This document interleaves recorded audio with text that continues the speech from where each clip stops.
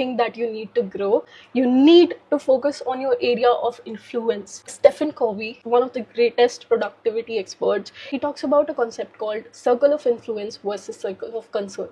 Circle of concern is all the things that you worry about. For example, who is getting elected in US? Whatever it is that you worry about, that is not in your control, that you can't significantly impact, that is your circle of concern. Now, circle of influence are the things that you can control.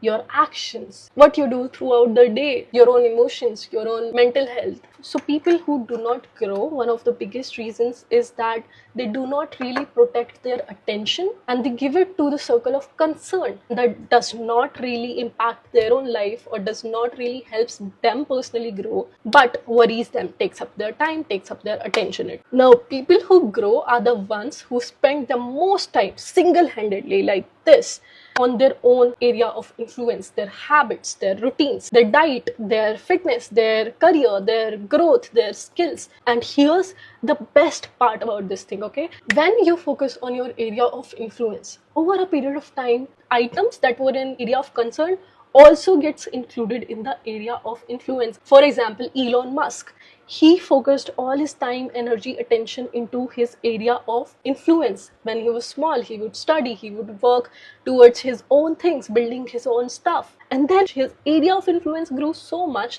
that now he can actually have a say in area of concerns like environment, like AI, and all of those things which normal people just worry about. He's the person who can actually influence it.